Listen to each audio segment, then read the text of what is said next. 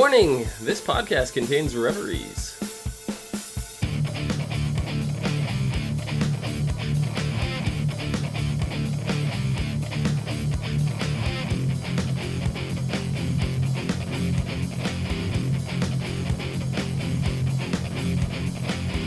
What's up, everyone, and welcome to the As Seen on TV podcast for Westworld, Season 1, Episode 3, The Stray. I'm your host, Dom, and with me we have John, Mike, and Nikki. How's it going? Good. Good. Good. So, what'd you guys think of this episode? I You don't say. Their reactions are going to be a little bit more excited than mine. I just like, wow, look at all that action. And then that's about it. And I was just like, wow, an HBO show that aired, there were no tits involved. I'm confused. And I was like, wow, a modern television show that's pulling a 1970s philosophical and psychology theory out of the fucking woodwork. Why not? Why not? The writers were either... There were plenty of tits in this episode. They were just covered. Yeah, but Then why mention them? Touche. I wasn't gonna say it, but Touche. Yeah, but I don't know. I loved how the episode opened up with Bernard and having Dolores read a passage from Lewis Carroll's. I always do that. Alice's Adventures in Wonderland. You want a self-aware android? That's how you make a self-aware android. What the fuck is wrong with this guy? yeah, She was in analysis mode. So he kept taking her out of analysis mode to read the passage. And then he put her back in it after he was questioning where her responses came from. Yeah, he kept switching in and out of all different.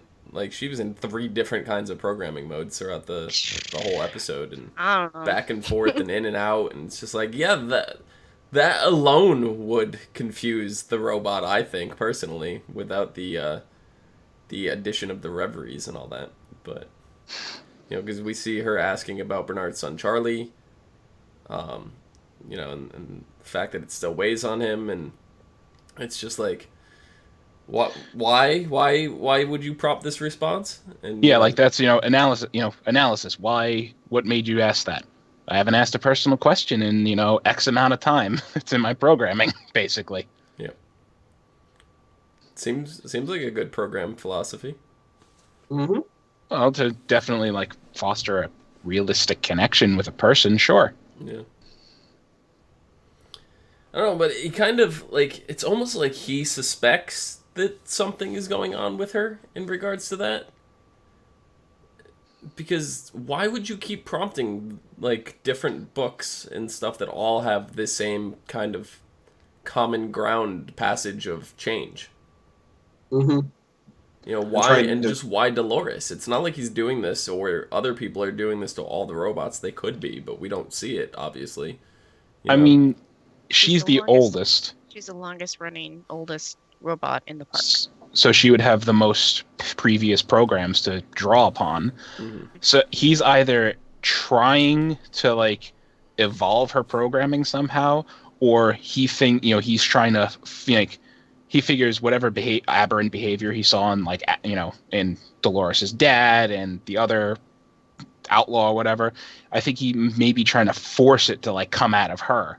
And if he thinks, okay, it's them accessing their past programs and, basically something not meshing, then, okay, Dolores is the perfect, subject. She has so many programs that won't mesh.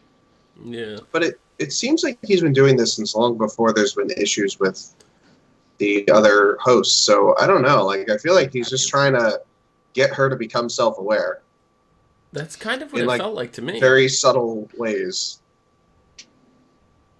That's almost what it felt like to me, because he's got this, her system's being wiped. We know this. She's having memory cleared, but she's still remembering conversations that they've had. Right. You told me not to say anything. How? Your system's supposed to be wiped. So apparently there's some sort of security for not wiping those kind of memories. Seems that way. And then he's triggering, asking for all these responses, and up until toward the end of the episode, he's never able to catch her, anything. And it always seems like these reveries are triggered by something in their daily routine, or it's like daydreaming almost.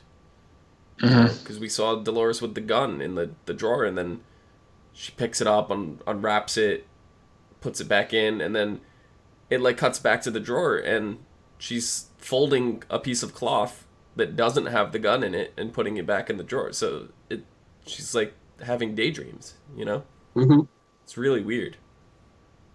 But at one point during her programming, she basically describes the desire to find out who she is. Mm-hmm. Yeah. And when he asked for the why she prompted that question, she answers, "I don't know." So that's really, really intriguing. And a little terrifying. It is. A wee bit. Bernard doesn't raise, it's not a red flag to him like it should be. He's just like, no. Don't say anything. I just want to see how this plays out. Go back to your loop. Bernard knows that that's what Mr. Ford's idea, like his end goal is to make these hosts self-conscious. Like he wants them to be self-aware. So I think, even though Bernard doesn't really agree, it's just happening and he can't really do much about it other than question it.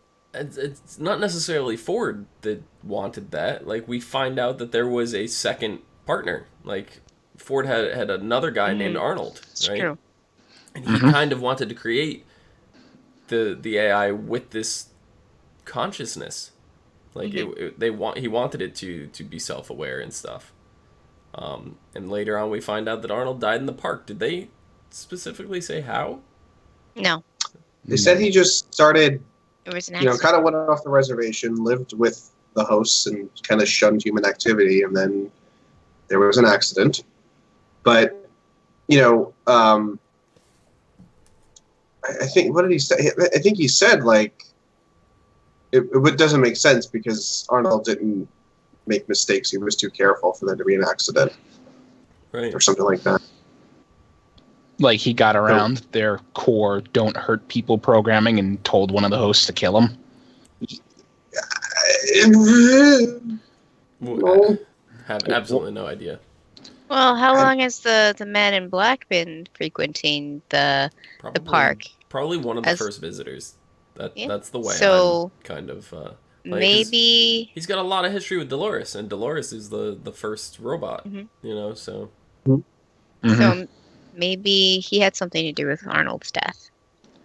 I mean, he said can't stop another human being from hurting another human being in the park. True. I mean, you really can't. No. Well, that's what I was saying. Like, you go to last week, like, you had the robot come up to the table and he stuck a knife through his hand. What's to say somebody doesn't do that to a guest? There's nothing stopping that. Nope.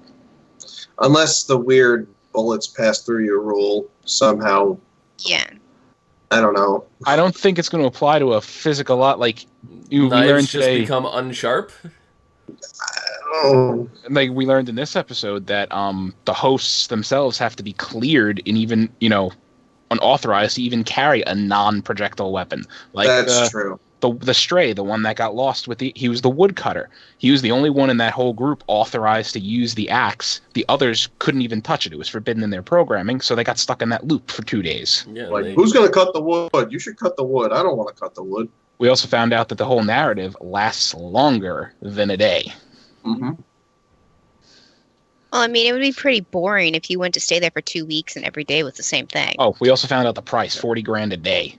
40 grand a day. Only? I mean, that's pretty cheap. I'll go. Like, I'll spend at least, a year there. Yeah, okay. 40 grand a day. How long has the Man in Black been there so far? We don't know. At least 3 days. At least minimum 3 days. We've seen, but he says seen the robot service nighttime 3 days. He's been there 3 days right now. We also hear him say he's been coming to that park for 30 years. Right. I mean, I don't think it's always been $40K to get in there, but... No. I mean, in the movie, it was $1,000 a day, right? And even that is ridiculous. Yep. In 1970s, 1,000 a day was like, holy crap. I mean, this original story is written by Michael Crichton, and one of the lines that sticks out the most to me from Jurassic Park is, I don't know, we could have a coupon day, you know? Yeah, but that was the So- dickhead lawyer. I just did the math in the calculator. It would have cost him $438 million if he was paying 40 grand a day. Every day for 30 for years. 30 years. It would cost him $438 million. Only. Yeah, I don't think he's been living there for 30 years. No. But Cleo's also got a great point in chat. You have to account for inflation. Right. We don't know what year this takes place in. We have no idea. We know that the whole like with the digitally young, altered younger Anthony Hopkins that we saw in this episode, like, we can, I don't know, 30, 40 years ago the park opened, we'll say, and he was working on it for 3 years before the first guest showed up, so he's been working on this for a really long fucking time, and that was already far enough into the future that they could make, androids. I mean, like, to be completely honest, this lifelike, yes, is out of the question right now, but for the technology in which to run them, I don't think we're very far off, like, the consciousness of it, like, the programming and that, because, we just recently had the news that Mark Zuckerberg from Facebook is looking to voice his first one, and Robert Downey Jr. stepped up and was like, I'll voice your Jarvis, Yeah, I mean, That'd be interesting. I wouldn't, if this is, further along than the year 2100, I will be extremely shocked. Like, probably like 2060 or something like that. Yeah. I don't know. I wasn't really paying attention when the series first started, but I know in the movie they had to take some sort of hovercraft to get to the base to take the train to the park. Mm-hmm. So did that happen? Did they show Wait, that? No, when but the train. Last episode we saw the train, but we saw them take a tram to the hub, and then the hub they walked out into the train cars. That tram seemed very much like the Elon Musk's Hyperloop that he wants to build in California, like a partial vacuum subway tunnel. Right. Like, because when it arrived, you heard kind of like an unsealing sort of sound. So it would make sense that they figured that out. Well, I know that they were looking into technology just recently with magnetic rails and sealed tube tunnels and stuff, where their idea is to build a line from New York to China, and it would take less than 3 hours to travel. Yeah, I mean, the whole thing preventing us from making things go really, really, really fast is air friction. Yeah. And air resistance. Like, so remove the air. Guess what? Technically no upper speed limit. Mm-hmm. Yeah, there is. Speed of light. Okay, technically no terrestrial upper speed limit. I mean, yes, okay, we're going to... Universe has a speed limit, my friend. Yes, I thank you, but we're talking about traveling on the Earth. You traveling at the speed of light, you could circle the Earth 4 or 5 times a second. Mm-hmm. So. You'd probably die. Oh, you'd be soup. Probably die. Oh, soup. So, I mean, realistically, and then you look at where technology in general has come in the last 30 years, so it doesn't seem too distant future. Like, yeah, it's kind of crazy. Like, you look at what was projected 30 years ago in Back to the Future, and we're not quite where they assumed we were going to be with flying cars and, all this stuff, but I'm disappointed. We're also very more technologically advanced when it comes to different things that they still thought we were going to have fax machines and square televisions, and there was no thing about pocket phones and things like that, like devices you can watch stuff. So I still got to use a fax machine every goddamn day. I really wish I could throw it out the window. But technology really is very, very... It's better than what they predicted for us in Back to the Future, just not in certain ways, They predicted they came up with a really flashy, cool, like the Jetsons. Like the Yeah. Jetsons. The really Jetson. crazy futuristic, like, we're going to be living on houses on stilts and fly to work, and we're going to have ray guns and shit like that. But the technology, I think, for the robots and the AI, and going back to Zuckerberg really quick, Zuckerberg stated it doesn't matter how much technology you have. Like, you can have another 30 years of innovative technology, and that's not going to make self-sustaining conscious robots like an AI. It's the programming, and it's the programming in which you need to have it self-adapt and learn. Like, for a program to learn something, you have to show it something over and over and over and over again. But for it to go out there and realize, hey, I pick up a plate and drop it, it's gonna fall. Like, I let go, it's gonna fall. It has to, like, learn stuff like that on its own. And currently there's no AI that can go out into the world or into the field and self-adapt, self-learn, and teach itself things. It needs to be still manually taught and program these things. Right. You need a program that's this is where Ford's mention of the bicameral mind theory comes up. Right. You need a program capable of self-introspection, where it can, like, look in on itself and adapt from there. Mm-hmm. So, you know, like, without that, it never will truly be a fully conscious thing. Right. And it seems like that this is what Arnold was trying to do. Mhm. Right. And Possibly. parts of this code are potentially being accessed now in conjunction with Ford's reveries that he added to the latest build. Right. Yeah. Adaptation, looking back on past programmings to create adaptations. Yeah. In a way. Yeah. Ford It's so freaks Cleo out. scary. Well, because, like, now I have this, like, story in my head where, like, he's planted this virus in all the hosts, and there's this rogue AI that's going to take over. And Jesus Christ, like, what is going to happen in this goddamn show? I don't know, man. I'm like, oh my much- God. They're gonna break out. And... I have so much sci-fi in my head, just, like, screaming at me. Like, you got the Terminator franchise. Networked AI goes crazy, kills everybody with robots. You got the Matrix. Robots decide to kill off humans. You got Mass Effect. If you played that, the Geth. One of them walks up to its creator like, "Do I have a soul?" And they all freak out like, "Exterminate the robots!" I mean, there's, what's the one with Will Smith? I Am Robot. I Am Robot. Yeah, there's that too. That's the same thing as Skynet. It was a Mhm. network. It was a controlling AI that went nuts, or over-logicked itself. Mm-hmm.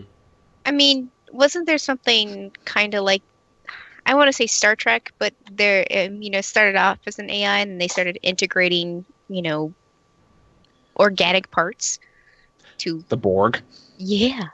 Well, I almost think about it like Bicentennial Man, where he just, like, kind of started off Yeah. as, Okay. like, a complete robot, and then slowly but surely they were replaced parts and things, and, Yeah, Hey. I mean, the hosts are really organic. Like, they bleed blood and they have muscles, and so I mean.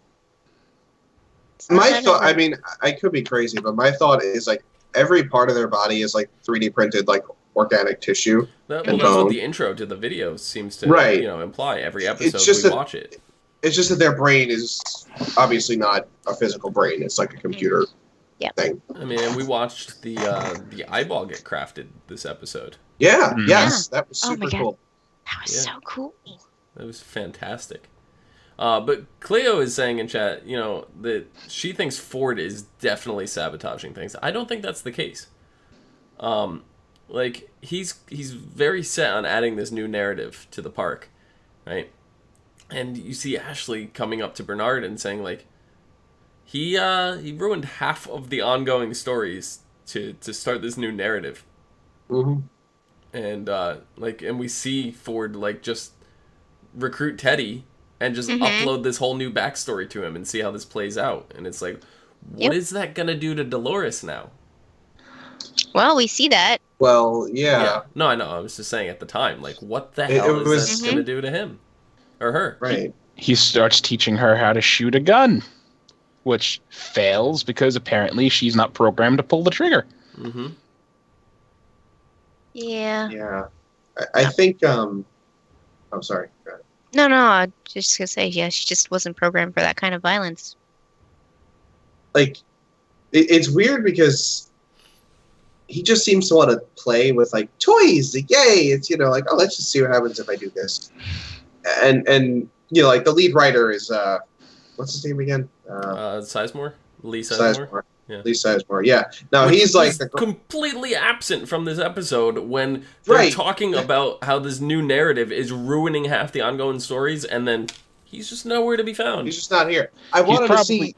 Yeah. Where was his shit fit? I wanted to see it. He's locked in his office. Because you notice, he is the most arrogant piece of shit to everybody. Like, I am the writing god. My narratives are like gospel. And he presents it to his boss, and his boss is like, no. Nah. He is having a psychotic break in his office right now, typing up new shit, just like, ah! Then he'll like me. Yeah.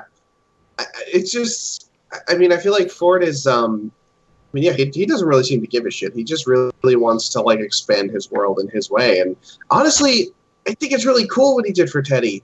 Because Teddy was kind of bland, generic hero guy. He did say there's nothing in your background, yet you have this overwhelming guilt that you're supposed to be, trying to overcome, but you're never going to overcome it because there's nothing there. So here you go. Your purpose is to help the guests find Dolores. Mm-hmm. That's your purpose. Yeah. Right. He gave them more of a purpose now, which is awesome. Yeah, he gave him his own little narrative. I have to go hunt down Wyatt. Who the fuck made those hosts? I want to strangle them. Why? Why are those things in my show? I don't like them. You also noticed that they were kind of immune to bullets. They were just fucking eldritch abominations are now in Westworld. So that's. Oh yeah. When the roar went off and before they started shooting and coming out of the woodwork, I'm thinking, seriously, we're getting a dinosaur? Like, did my random theory I predicted 2 episodes ago come true? After hearing that and then seeing them, I was like, we have Tusken Raiders. I was expecting a predator to come out of the bush and just like decloak with claws and be like. But who's to say those are robots? That was my point. They are immune to bullets. They could just be guests going, like high level guests, really going crazy. Wyatt was recruiting. It doesn't mean he was recruiting hosts. He could have been recruiting, veteran guests, people who've done this boring shit before. Chrissy's saying, "Are they cultists?" Yeah, they're wearing skin for masks, so I'm gonna go ahead and say they're probably a little culty. Because Wyatt, he comes back from war and he's spewing off things that aren't godlike, but they're not, he's talking about things from another place. Like eldritch creatures. Yes, like the upside down or aliens or things that aren't of this world. The King in Yellow, long may he reign. Or he slipped into another one of the parks that we somewhat know exist, yet haven't had any confirmation in the show that they are there. That's true. He could. These could be like the cultists from like the story they alluded to when they were talking to Dolores' father. Yeah, the cultists from a past narrative that are Yeah, because like we mentioned last week at Comic-Con, it kind of alluded to there may be other parks, but there's not medieval or Roman world, so. There could be completely they're obviously Cthulhu people are land. thinking, future world or whatever. But yeah, there could be something completely, out there. There could be, not medieval land, but there could be like Dungeons and Dragons land. Yeah, I was just gonna say, oh goodness. That'd be worth the $40,000 a day. I agree. Oh yeah. I would sell all my kidneys. All 10 of them. All of them. All 10 of them, yes. Mm-hmm. I'm just made of kidneys. I know, because we see the hosts running. Was it Wyatt? I'm so many characters, I can't keep track of them all. But the basically sought revenge after 6 other narrative hosts. Walter. Walter. 6 other hosts that have killed him in previous storylines. It's like he was seeking revenge. It's like he's holding a grudge. Yeah. Like. Insane. All while talking to Arnold as if, he was standing there. Yeah. It's crazy. So, I don't know. Either So, two did you theories. guys? Oh, Go on. sorry. Go ahead. My two quick theories are either Ford is trying to complete Arnold's life work, or Ford trying to, enhance the host is digging up some shit Arnold had buried deep in their core programming. Or Arnold's consciousness is in all of the robots. There you go. He uploaded his consciousness. Because He's the network they did say that they were programmed with a voice in their head to kind of give them direction that would hopefully replace with their own voice at some point. Right. Right. So if that voice is Arnold, then he's technically inside all of the robots telling them what to do. Well, really pushes the whole, inner thoughts or the voice of God thing.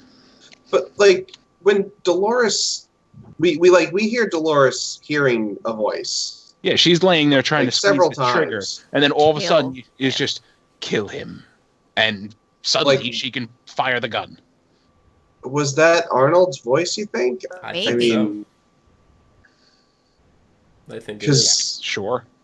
Right, and honestly, like, because they said that the circumstances of his death didn't make a lot of sense, but like, what if he's like maybe uploaded his own consciousness or some crazy shit like that? I mean, what if he's not even Like, dead? Right, or even that. What if he's just not dead? What if And he's it's just in a floating tank with a bunch of cords going to his brain? Great, another philosophy theory: the brain in the jar. He could be who the Man in Black is looking for in the maze. True. Yeah. Hey, there's a good point. That's that and that's part of Arnold programmed that into the whole thing. The maze. Yeah. I was thinking that when we were off on the stray in the the woodcutter storyline, and they found the Orion's belt star map pattern, I was like, oh, this is something to do with the maze. That's what I started thinking instantly. Yeah. I just love the programmers like, what are you, Gala fucking Leo? Yeah, that was funny. I don't know if I like her or not. I really don't. I kind of do. I'm still on the fence. But what the hell is up with the woodcutter just smashing his head in with the rock over and over? Like, Right, and like, why attack Dude Man? Like, what? You were just gonna smash your own fucking head in? Like, He was I don't he know was if it taking was... his head to get his memory core. or Like he was his trying control- to get his the control voice out unit. of it. Or that. It could but I mean, what's his face? What's his name? Stubbs? Ashley Stubbs? He's cutting the guy's head off to get his control unit and like his memory core and everything. And when he's halfway through it, the unit wakes up, attacks him, and then smashes his own head in. Anyone want to bet that he destroyed his control unit in the process? fucking control unit to protect To Anthony, protect whatever is going wrong, which leads more theory that Arnold is actually uploading Yeah. all these robots. Self-preservation. Oh, God. Remember the pyramid? Memories? I forgot the second level. Self-interest. Yeah. The last one, we don't know what the fuck it is. Mm-hmm. The last one is the end goal, which is self-aware robots Whatever. walking around. Cleo's got a great point. If it would have given away information about the maze, maybe that was a self-destruct protocol. Yeah. I don't think so, because last week we had that little girl, like, out of nowhere just like spew out information about the maze and didn't try to self-destruct. She was like, That was to a guest. That wasn't to the park staff. Yeah, maybe. I don't know. I don't know if at the center of the maze is going to be like a gigantic throne with like a kind of desiccated zombie guy with wires going into him sitting there. Yeah. It's gonna be like, welcome. I don't know. Nah, This show can go in so many ways. It's nothing like the movie. That's why I love it. Yeah, So it's awesome. fantastic. But what does this mean now for Dolores having killed someone? Like, what is this going to do with her reverie, like, affecting her loop? I don't think she's gonna be on a loop anymore after this episode. Yeah. The whole, yeah. I mean, I think don't they're know. going to be very reluctant to pull her from the park, because she's literally the first robot, and we see how attached, especially Bernard, has gotten, to some of the robots, and retiring them. It's very hard for him. Dolores being the oldest robot there, it's gonna be hard for everybody. Mm-hmm. Yeah, I mean, and it's not even just that the gun thing. Like she became aware that Teddy wasn't going to actually take her anywhere. Mm-hmm. She knew like we said sometime soon. She's like, that means never. Like, let's go now. And his robot brain was like, does not compute, must redirect, and was just like, Redirecting. I gotta go do shit. Yeah. Also, who's Teddy's new lady friend? I like her a lot. I think she's a guest. Yeah, I don't she is a think guest. so. Is it? Yeah. I think so. Oh, The I like brunette her. with the Yeah. rifle? Yeah, she's a guest. Oh, I like her a lot. Mm-hmm. Yeah. But Dolores also found her way to William, which took my theory out of the window that this was happening in 2 different times. Yeah. So Yeah. I mean, with the whole shenanigans with the gun and everything, obviously that's been monitored, but I think now that she's in, like, William's narrative, like, she's involved in what he's doing in the park, I don't think they'll rip her out for that reason also. Like, she's involved now with whatever he's part of. yeah. But we saw how disoriented she was. I mean, and Yes. more importantly, that weird like tape rewind thing where he was like, "Hey, where are you going?" And then like she got shot, and then It's like, it happened hey, again. Like yeah, she that saw was- the future. Mm-hmm. I Man, don't think she saw the future. I think it was she saw a previous loop. Yeah, that was a host. Maybe. I'm thinking, hey, stop, come back, and it shoots her, and that's what happened to her in a previous loop while she was standing there. Yeah. And Yeah. then, this time, hey, stop, come back, whatever, and she realized, I'm about to get shot. Yeah. Yeah. I think that's I got it. exactly what it was. She was because those aren't guests that are doing that. That is part of the loop That's cycle us. she's in. There was a so- guest there, Right. Mm-hmm. Right. but it wasn't him. Right. So, yeah, things are really getting interesting. So interesting. There's so much going on. We still have 7 episodes to go of this. It I feels know. like, you know what? It feels like this is like the 5th episode or something. Yeah, and It's- we're only on the 3rd. Yeah, Mm-hmm. this is crazy. It is a very long show. Like they almost use the full hour every time. Mhm. Oh yeah. And I appreciate that. Mm-hmm. Yeah. Give me more, Yeah. give me more, give me more, give me more, give me more. You guys have anything else for this episode? Oh, I think we did discuss pretty much everything in depth. Okay. Wyatt, scary. Yeah, Wyatt and those cultists, scary. I don't like Yeah. it. Mm. I mean, feel I like love they're- it. But we did get a little more insight into the guns. When they fire on guests, they shoot Right. beanbags, so to speak. It's or- like a rubber bullet yeah. Mm-hmm. of sorts. I mean, it obviously leaves a mark. Whereas, in previous versions of Westworld, get injured. yeah, it was just like, We can't the die. guns wouldn't fire at guests. It's like we can't get But- killed. I'm confused because the man in black, it looked like the bullets were passing through him. Like he didn't even flinch when he got Yeah, shot. but he's also expecting that. He's been there. Like, how many times do you think he's gotten shot before? That That's true. Yeah. when you're not expecting something to get thrown at you, it can Yeah, hurt you're gonna- way more than when you're expecting it. That's true. He's It's probably like- got such a tolerance look at- to that kind of pain now. Look at Houdini, for example, right? How he died. He died getting punched in the stomach. That's Right. true. His whole thing was, his whole shtick was, anybody could punch him in the stomach and he can take the hit.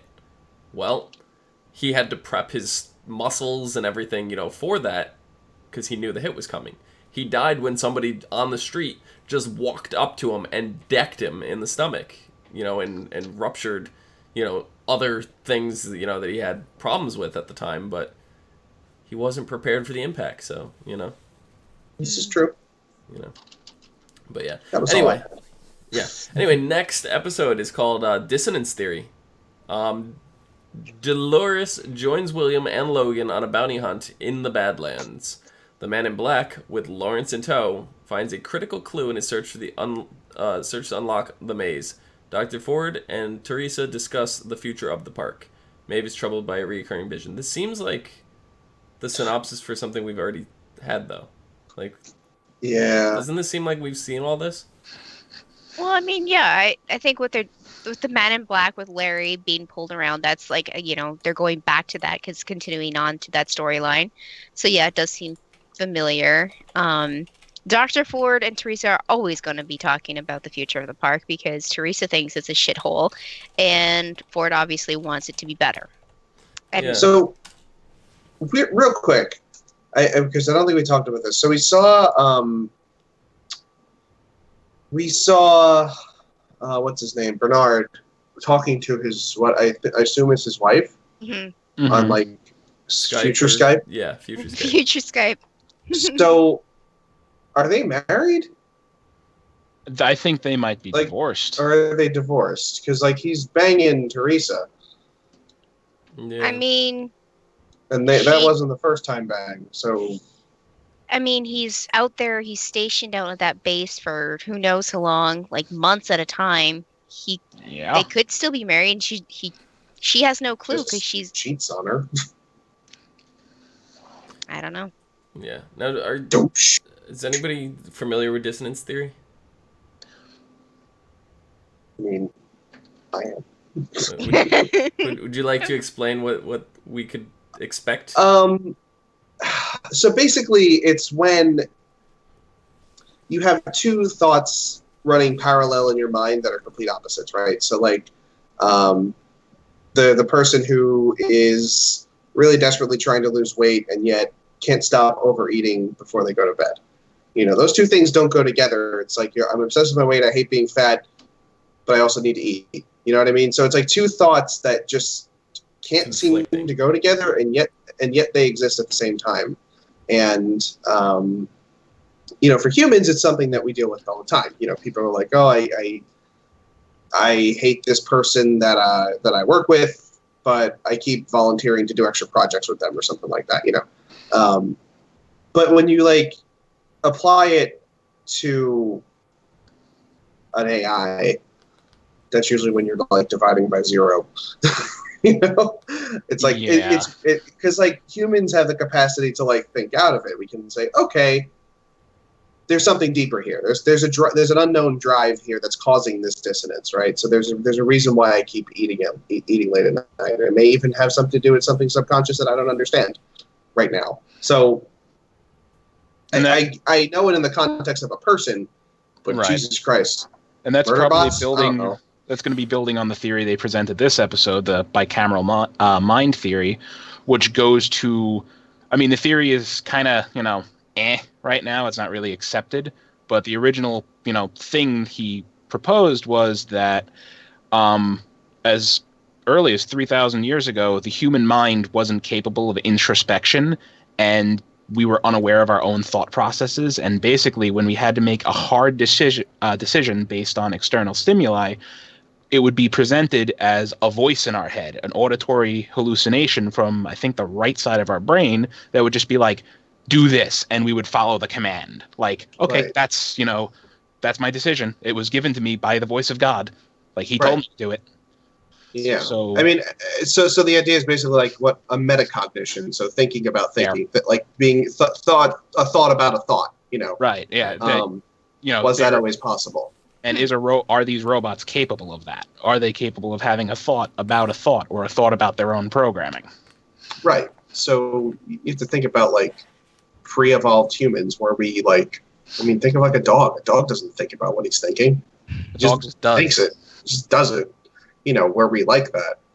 So it's an interesting thought. It really is, because metacognition is something that we really take for granted, and something that like we still don't know where our mind is. We just say it's in our head, but is it? What's a mind? The little voice in your head. So is this metacognition? The fact that we're Yes, actually. I mean, the theory in the 70s gained a little steam because of the Greek philosophy of the logos back in 600 BC or whatever the fuck that was. Like, the logos, which Christianity adapted into the word of God, and, Muslims adapted into the angel of God. Like, it's a voice telling you to do shit. Yeah. And, well, Dolores actually had a voice tell her to do shit this episode. Yep. It's like, shoot him. No, I'm sorry, kill him. Yeah. That's why I think it's Arnold, but we'll see. Yeah. We will see. All right, I think that about does it. John, where can we find you? You could find me rocking in a corner contemplating my own existence at No More on Twitter. Mike, where can the people find you? Doing the same thing, which is why I can never sleep at night. Twitter at Children, right here. Nikki, where can the people find you? You can find me being just fucking fine on Twitter at LadyVenom24, LadyVenom24. And you can follow me down below, and much like the rest of you, I'm equally as confused at Phenomenon, PHENOMEDOM. You can find us all and more on Facebook, Gmail, G+, Twitter, MySpace, and right here on YouTube for some more podcasts for some of your favorite TV shows, movies, and things. I don't even know anymore. Goodbye. Brain not good. My programming is malfunctioning. Does not compute. Oh, goodness. At /ASOTV podcast. Yep. For some more podcasts for some of your favorite TV shows, games, and movies. There, my program redirected. Course corrected. Gotcha.